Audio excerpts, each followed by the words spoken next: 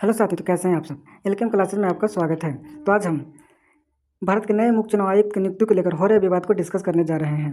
अभी हाल में भारत के राष्ट्रपति द्रौपदी मुर्मू ने भारत के नए मुख्य चुनाव आयुक्त के रूप में ज्ञानेश कुमार को नियुक्त किया है और इन्होंने अपना कार्यभार 19 फरवरी 2025 को संभाला है। इनकी नियुक्ति को लेकर के विवाद का कारण क्या है, इसे जानने के लिए हमें इसकी पृष्ठभूमि को समझना पड़ेगा। जब तक हम इसकी पृष्ठभूमि को नहीं जानेंगे तब तक हम इसके विवाद के मूल कारण को नहीं जान पाएंगे।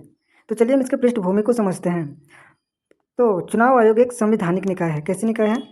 संवैधानिक निकाय है, जिसका जिक्र भारत के संविधान में आर्टिकल 324 में किया गया है, जिसके तहत चुनाव आयोग की स्थापना 25 जनवरी 1950 को किया गया। तब यह संस्था एकल निकाय के रूप में काम करती थी, यानी कि एक सदस्यीय निकाय के रूप में यह काम करती थी। इसमें एक ही सदस्य होते थे जो कि मुख्य चुनाव आयुक्त के रूप में काम करते थे। बाद में इसमें 1989 में एक संविधान संशोधन के माध्यम से इसमें 2 सदस्यों को और जोड़ा गया। अब इसमें टोटल 3 सदस्य हो गए, यानी कि तब से लेकर के आज तक इसमें 3 सदस्य काम कर रहे हैं। इसमें एक मुख्य चुनाव आयुक्त होते हैं और 2 अंत चुनाव आयुक्त के रूप में इसमें शामिल होते हैं। तो चुनाव आयोग का कार्य क्या है, तो कार्य को आइए देख लेते हैं। 3 का कार्य है: लोकसभा का चुनाव करवाना, राज्यसभा का चुनाव करवाना और राज्यों की विधानसभाओं का चुनाव करवाना, राष्ट्रपति और उपराष्ट्रपति के चुनाव करवाने के साथ साथ इन सभी चुनाव का क्या करना है, अधीक्षण का कार्य करना है और इनका कंट्रोल यानी कि नियंत्रण का कार्य करना है और निर्देशन का कार्य करना है। इन सभी चुनाव को क्या करते हैं, तो अधीक्षण करते हैं, नियंत्रण करते हैं। निर्देशन का कार्य किसका है, तो चुनाव आयोग का कार्य है। तो चलिए आगे बढ़ते हैं। तो भारत के संविधान में कहा गया है कि मुख्य चुनाव आयुक्त और अन्य चुनाव आयुक्तों की नियुक्ति भारत के राष्ट्रपति के द्वारा की जाएगी। किसके द्वारा, तो भारत के राष्ट्रपति के द्वारा की जाएगी। लेकिन इनके चयन प्रक्रिया से संबंधित विस्तार पूर्वक कोई प्रावधान संविधान में नहीं दिया गया है, लेकिन संसद को यह अधिकार दिया गया है कि वह चयन प्रक्रिया से संबंधित कोई भी कानून बना सकती है। संसद को यह अधिकार दिया गया है कि चयन प्रक्रिया से रिलेटेड वह क्या कर सकती है, कानून बना सकती है। तो चलिए आगे बढ़ते हैं। तो आइए देखते हैं कि चुनाव आयोग के सदस्यों की चयन किस प्रक्रिया से अभी तक की जा रही थी। तो हम लोग पहले 2023 से पहले देखते हैं। तो 2023 से पहले प्रधानमंत्री की सिफारिशों के आधार पर ही राष्ट्रपति मुख्य चुनाव आयुक्त और अन्य चुनाव आयुक्तों की नियुक्ति कर रहे थे। क्या कर रहे थे? प्रधानमंत्री की सिफारिशों के आधार पर ही, क्योंकि संसद अभी तक इस पर कोई कानून नहीं बनाई थी, जिसके कारण प्रधानमंत्री ही सिफारिश करते थे। उसके आधार पर राष्ट्रपति मुख्य चुनाव आयुक्त और अन्य चुनाव आयुक्तों की नियुक्ति कर रही थी। लेकिन इसी पद्धति और इसी प्रणाली को विरोध में अनूप वर्णवाल ने सुप्रीम कोर्ट में एक याचिका दायर करते हैं भारत सरकार के खिलाफ 2023 में। उन्होंने अपनी याचिका में बोलते हैं कि इलेक्शन कमीशन ऑफ इंडिया के सदस्यों की नियुक्ति जिस मौजूदा पद्धति से किया जा रहा है, वह पद्धति इलेक्शन कमीशन ऑफ इंडिया के स्वतंत्रता का उल्लंघन करती है। क्या करती है? स्वतंत्रता का उल्लंघन करती है। वह पूरी निष्पक्ष तरीके से होकर के काम नहीं करेगी। जिस पद्धति से उनके सदस्यों की नियुक्ति की जा रही है, वह स्वतंत्र तरीके से काम नहीं कर पाएंगे, उन पर प्रेशर होगा। यही उन्होंने बात कही और बोला कि निष्पक्ष चुनाव को खतरे में भी डालती है। तो आगे इस याचिका पर 2 मार्च 2023 को क्या होती है, जस्टिस KM जोसेफ की अगुवाई में 5 जजों की पीठ ने इस मामले में क्या करती है, फैसला सुनाती है। और उन्होंने अपने इस फैसले में एक समिति बनाई। क्या करते हैं, एक फैसले में समिति बनाती हैं और जिसमें भारत के प्रधानमंत्री, विपक्ष के नेता और भारत के मुख्य न्यायाधीश को शामिल करते हैं। तो सुप्रीम कोर्ट ने इस फैसले में क्या करती है, एक समिति बनाती है जिसमें 3 सदस्य को शामिल करती है। एक में प्रधानमंत्री, दूसरे विपक्ष के नेता लोकसभा के और तीसरे भारत के मुख्य न्यायाधीश सुप्रीम कोर्ट के इसमें शामिल होते हैं। और इस समिति की अध्यक्षता भारत के प्रधानमंत्री के द्वारा करने के लिए कहा गया और विपक्ष के नेता इसमें शामिल हुए और सुप्रीम कोर्ट के मुख्य न्यायाधीश इसमें इस समिति में शामिल किए गए। तो चलिए आगे बढ़ते हैं। आगे सुप्रीम कोर्ट ने यह कहा कि यह समिति तब तक कायम रहेगी जब तक संसद चुनाव आयोग के सदस्यों की नियुक्ति को लेकर के कोई कानून नहीं बना लेती है, तब तक यह समिति काम करेगी। जो कि संविधान में कहा गया है कि संसद चुनाव आयोग के सदस्यों की नियुक्ति के लेकर के कानून बना सकती है, वही बात सुप्रीम कोर्ट ने यहाँ पर बात कही है। आगे सुप्रीम कोर्ट के 5 जजों की पीठ ने यह भी कहा कि भारत जैसे महान लोकतंत्र में स्वतंत्र और निष्पक्ष चुनाव सुनिश्चित करने के लिए चुनाव आयोग का निष्पक्षता काफ़ी जरूरी है। तो उन्होंने कहा कि जब तक चुनाव आयोग पूरी तरह से निष्पक्ष नहीं होगा तब तक हम लोग स्वच्छ लोकतंत्र की कल्पना नहीं कर सकते हैं। तो चलिए आगे क्या होता है कि आगे भारत सरकार ने इलेक्शन कमीशन ऑफ इंडिया के सदस्यों की नियुक्ति के लिए एक नया कानून बनाने की प्रक्रिया स्टार्ट करते हैं और उन्होंने राज्यसभा में एक प्रस्ताव पेश किया जिसका नाम था कि मुख्य चुनाव आयुक्त और अन्य चुनाव आयुक्त विधेयक 2023। इन्होंने राज्यसभा में लेकर के आया एक विधेयक और 12 दिसंबर 2023 को यह विधेयक राज्यसभा में पारित कर दिया गया। कब? 12 दिसंबर 2023 को यह विधेयक राज्यसभा में पारित कर दिया गया। उन्होंने इस विधेयक में एक समिति गठित करने का प्रावधान किया था। इस समिति में उन्होंने भारत के प्रधानमंत्री, विपक्ष के नेता और केंद्रीय कैबिनेट मंत्री को शामिल किया था। यहाँ पर जो सुप्रीम कोर्ट का समिति बनाया गया था उसमें भारत के प्रधानमंत्री थे, विपक्ष के नेता थे, लेकिन केंद्रीय कैबिनेट मंत्री के जगह पर कौन थे? तो उसके जगह पर सुप्रीम कोर्ट के मुख्य न्यायाधीश को शामिल किया गया था। यहाँ पर सरकार के द्वारा इस समिति में किसे शामिल किया गया? केंद्रीय कैबिनेट मंत्री को, जिसे इस केंद्रीय कैबिनेट मंत्री को कौन नामित करेंगे? तो भारत के प्रधानमंत्री नामित करेंगे। कौन मंत्री शामिल होंगे? तो चलिए आगे बढ़ते हैं। तभी हम लोग देखा कि इस समिति का अध्यक्षता तो भारत के प्रधानमंत्री के द्वारा की जाएगी और इसमें विपक्ष के नेता और केंद्रीय मंत्री इसमें शामिल किए गए। तो इस विधेयक की तत्काल आलोचना होने लगती है विपक्ष पार्टियों के द्वारा और कई अन्य लोगों के द्वारा, और उन्होंने कहा कि सुप्रीम कोर्ट के फैसले की यह जो विधेयक है जो सुप्रीम कोर्ट के फैसले की भावना के क्या है? खिलाफ है, क्योंकि इसमें मुख्य न्यायाधीश के जगह पर केंद्रीय मंत्रिमंडल के सदस्य को शामिल करने की बात कही गई थी। आरोप प्रत्यारोप का दौर चल ही रहा था कि 21 दिसंबर 2023 को, कब? 21 दिसंबर 2023 को लोकसभा में भी इस विधेयक को पारित कर दिया जाता है और 29 दिसंबर 2023 को राष्ट्रपति ने भी इस विधेयक पर मंजूरी दे देते हैं और यह एक कानून का रूप धारण कर लेती है। यानी कि अब यह कानून बन जाती है। समिति से ही आगे चुनाव आयोग के सदस्यों की नियुक्ति की जाएगी। तो अब तो यह एक अधिनियम बन गया। तो इस अधिनियम को चुनौती देने के लिए सुप्रीम कोर्ट में याचिका दायर किया जाता है, जिसमें 2 जनवरी 2024 को मध्य प्रदेश के महिला कांग्रेस कमेटी के महासचिव जया ठाकुर ने इस अधिनियम पर रोक लगाने के लिए सुप्रीम कोर्ट में एक याचिका दायर करती है। और एक और याचिका दायर किया जाता है एडवोकेट प्रशांत भूषण की ओर से। एसोसिएशन फॉर डेमोक्रेटिक रिफॉर्म्स ने इस अधिनियम पर रोक लगाने के लिए एक याचिका दायर करती है। कहाँ? सुप्रीम कोर्ट में। इन्होंने इस याचिका में दावा किया कि यह अधिनियम जो बनाया गया है संसद के द्वारा, यह अनूप बर्नवाल के केस में जो संविधान पीठ ने फैसला दिया था उस फैसले का क्या करती है? उल्लंघन करती है। जिसमें सुप्रीम कोर्ट ने भी एक समिति बनाई थी जिसमें भारत के प्रधानमंत्री और लोकसभा के विपक्ष के नेता और किन्हें शामिल किया था? सुप्रीम कोर्ट के मुख्य न्यायाधीश को शामिल किया था। उस फैसले का क्या करती है? उल्लंघन करती है। इस याचिका में उन्होंने बताया।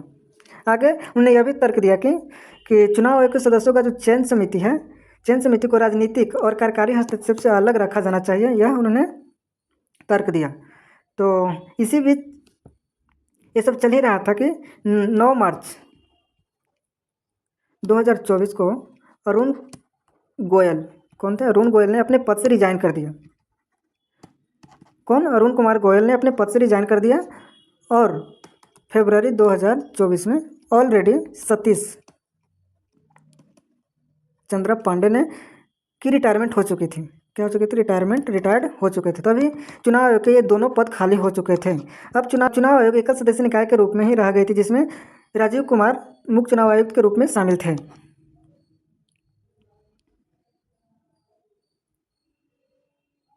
तो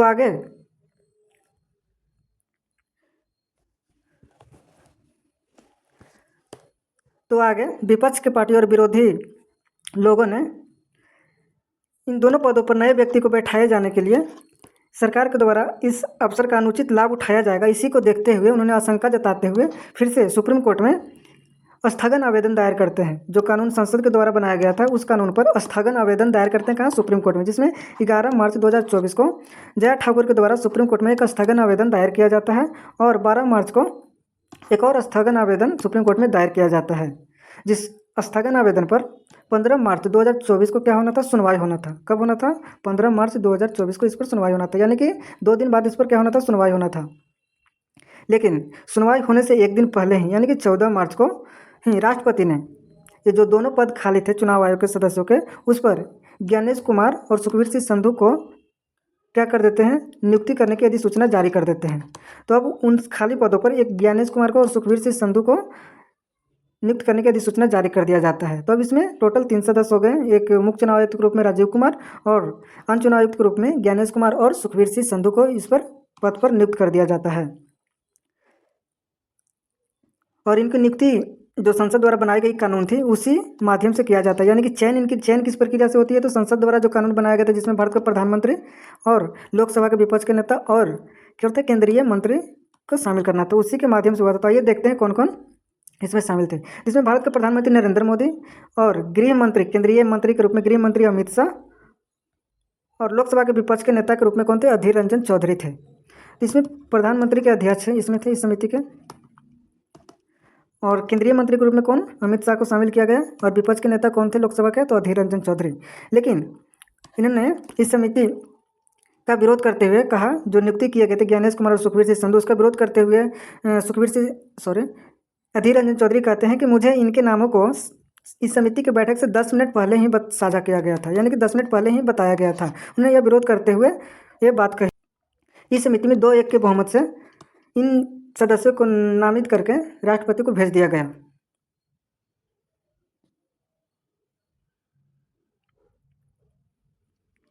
और 15 मार्च को 2024 को स्थगन आवेदन पर सुप्रीम कोर्ट में सुनवाई होनी थी, लेकिन यह सुनवाई नहीं होती है और यह आगे टल जाती है। फिर से डेट दिया जाता है 21 मार्च को, 21 मार्च 2024 को इस पर सुनवाई होनी थी, फिर भी नहीं होता और यह डेट आगे मिलती जाती है और यह मामला कहाँ पहुँच जाती है? 2025 में पहुँच जाती है। इसी बीच फरवरी 2025 में राजीव कुमार का कार्यकाल खत्म हो जाता है। किनका? राजीव, जो चुनाव आयोग के मुख्य चुनाव आयुक्त हैं, उनका कार्यकाल क्या हो जाता है? समाप्त हो जाता है। फरवरी 2025 में 18 फरवरी 2025 में इनका क्या हो जाता है? कार्यकाल समाप्त हो जाता है। तो अब फिर से नए मुख्य चुनाव आयुक्त बनाने के लिए राष्ट्रपति द्रौपदी मुर्मू ने ज्ञानेश कुमार को ही, ज्ञानेश जो कि अभी प्रेजेंट टाइम में अभी क्या थे? अन्य चुनाव आयुक्त के रूप में काम करे, तो उन्हें ही मुख्य चुनाव आयुक्त के रूप में घोषित कर दिया जाता है, नियुक्त कर दिया जाता है। किन्हें? ज्ञानेश कुमार को। और उनका भी जो संसद द्वारा बनाए गए कानून के माध्यम से उनका चयन किया जाता है। तो उनमें कौन कौन शामिल होते हैं? तो भारत के प्रधानमंत्री और केंद्रीय मंत्री के रूप में अमित शाह, और लोकसभा के विपक्ष के नेता राहुल गांधी। और राहुल गांधी ने इस समिति के बैठक का विरोध करते हैं और कहते हैं कि मामला जब सुप्रीम कोर्ट के अधीन है तो इसकी बैठक नहीं होना चाहिए। उन्होंने यह कहते हुए इस समिति का बैठक का विरोध किया था। लेकिन इस समिति में 2-1 के बहुमत से आगे ज्ञानेश कुमार के नामों को भेज दिया जाता है राष्ट्रपति के पास, और उन्होंने उनकी भारत के मुख्य चुनाव आयुक्त के रूप में नियुक्त कर देते हैं। वही राहुल गांधी ने कहा कि यह मामला सुप्रीम कोर्ट में लंबित, इसलिए बैठक नहीं होना चाहिए। तो ये वर्तमान समय में चुनाव आयोग के सदस्य कौन कौन है? तो अभी चुनाव आयोग में मुख्य चुनाव आयुक्त के रूप में ज्ञानेश कुमार है। कौन है? ज्ञानेश कुमार, जिनका कार्यकाल कब से स्टार्ट हो रहा है? तो 19 फरवरी 2025 से। अब कब तक रहेंगे? तो 26 जनवरी 2029 तक इनका कार्यकाल रहेगा। और ये सुखबीर सिंह संधू हैं अन्य चुनाव आयुक्त के रूप में। एक और नए पद जो खाली हो गया था, इस पद पर किन्हें बैठाया गया? तो विवेक कुमार जोशी को बैठाया गया है। विवेक जोशी को इस पद पर बैठाया गया है। तो अभी ये तीनों पद फुलफिल हैं।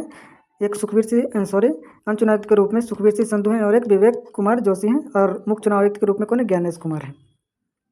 तो आइए जान लेते हैं कि इन्हें हटाया किस माध्यम से जाया जाता है। तो मुख्य चुनाव आयुक्त को हटाने के लिए महाभियोग की प्रक्रिया अपनाया जाता है, महाभियोग। और इन्हें हटाने का आधार क्या है?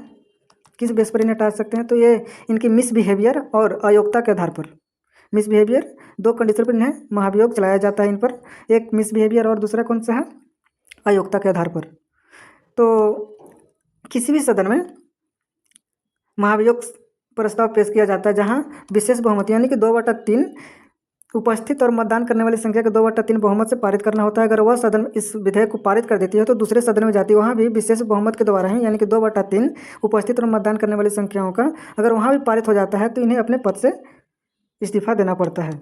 इस प्रकार से चुनाव आयोग के मुख्य आयुक्त को हटाया जाता है। लेकिन अन्य चुनाव आयुक्तों को हटाने की प्रक्रिया इस माध्यम से नहीं किया जाता, महाभियोग के माध्यम से नहीं किया जाता। इन्हें हटाने के लिए चुनाव आयोग के मुख्य चुनाव आयुक्त होते हैं, वो राष्ट्रपति से सिफारिश करते हैं, तो इन्हें राष्ट्रपति के द्वारा हटा दिया जाता है। किन्हें? तो अन्य चुनाव आयुक्तों को राष्ट्रपति के द्वारा हटा दिया जाता है। किनके सिफारिश पर? तो मुख्य चुनाव आयुक्त के सिफारिश पर। तो चलिए आज का हमारा वीडियो समाप्त होता है। यदि आप इस वीडियो से आपको कुछ भी जानने और सीखने को मिला है तो मेरे चैनल को अवश्य सब्सक्राइब करें। ठीक है, गुड बाय, मिलते हैं नेक्स्ट वीडियो में।